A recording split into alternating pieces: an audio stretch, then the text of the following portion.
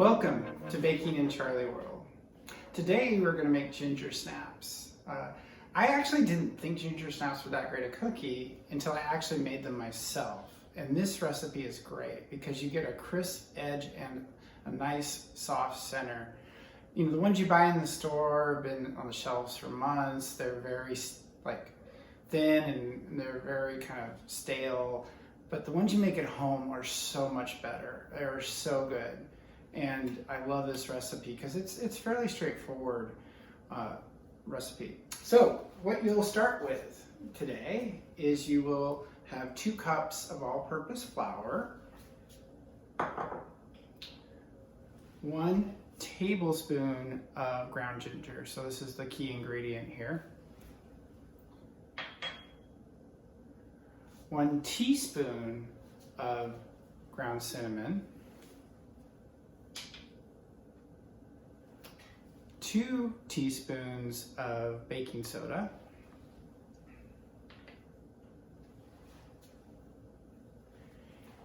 a half a teaspoon of salt. For our wet ingredients, or for the base, we'll be doing 3/4 cup of vegetable shortening.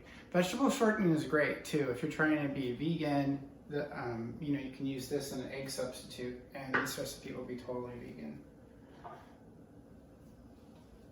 1/4 cup of dark molasses. So this is another key ingredient to the ginger snaps. 1 cup of regular granulated sugar.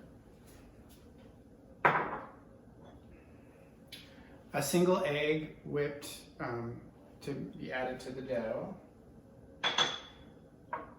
1/3 cup of cinnamon sugar. And cinnamon sugar is just basically half sugar, half cinnamon. If you have to go heavier, go on the sugar side heavier. You get this nice color, this brown here is what you want. You'll need a separate bowl from your mixer because you're going to sift a lot of this, which means you need a sifter.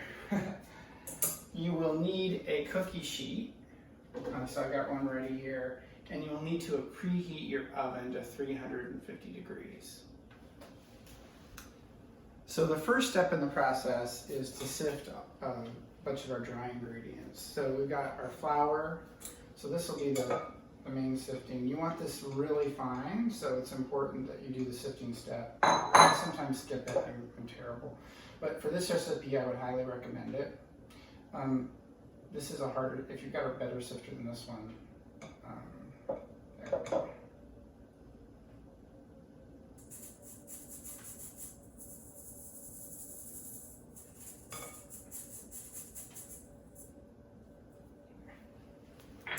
So we've got everything sifted and ready to go. So the first step is we're going to use our stand mixer, and we're going to whip up our shortening.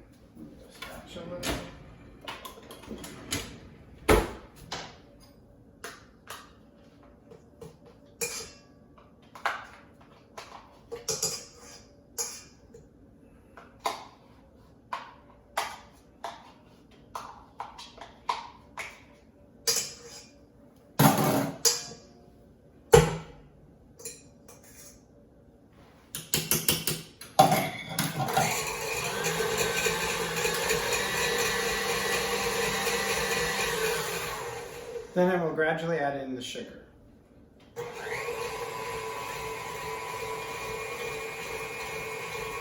I will add in the molasses. You want to do that while it's spinning.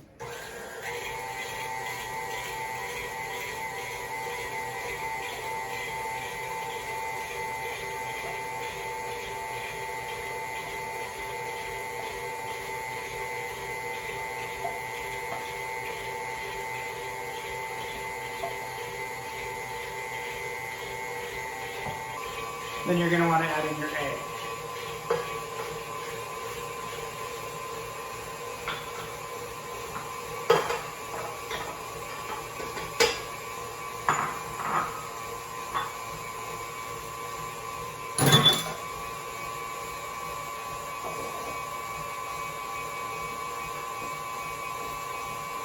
Then what you'll want to do is add 1/3 of your dry mixture in at a time. Be careful it doesn't shoot right back up in your face. I've done that a couple of times. And lower this to just a stir. So 1/3, let it incorporate. And just get some of the sides down.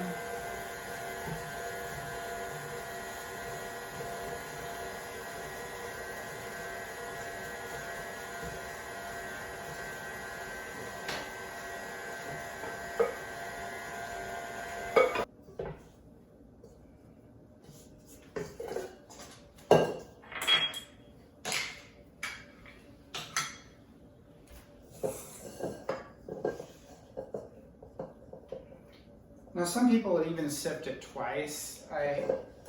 I'm lazy, so. I'm going to show you what this looks like.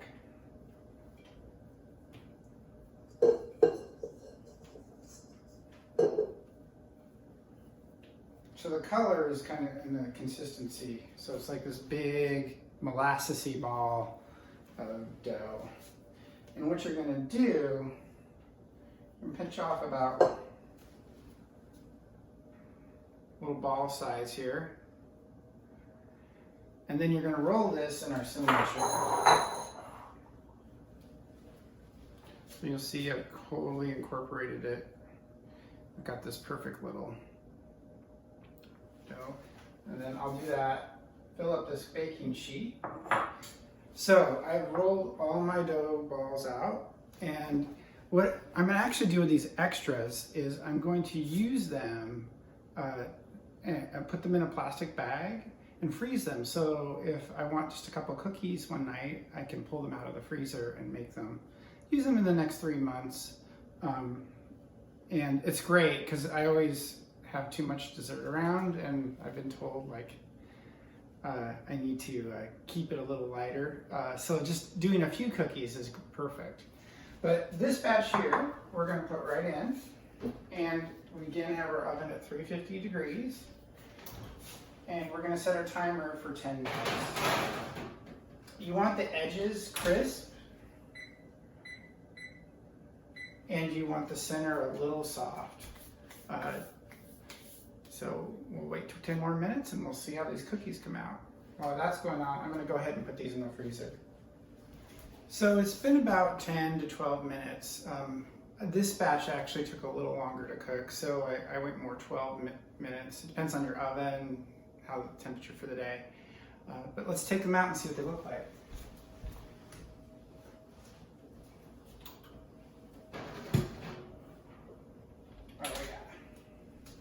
So as you can see, they're kind of crackled on the top. That's how you know they're perfect. And this is hot, so I'm going to set it down. I'd let them cool for a minute or two and then put them onto a cookie sheet and let them cool completely. Once they cool completely, you'll be all set. You can see there's like a little brown edge on these, and they're going to be really chewy in the middle.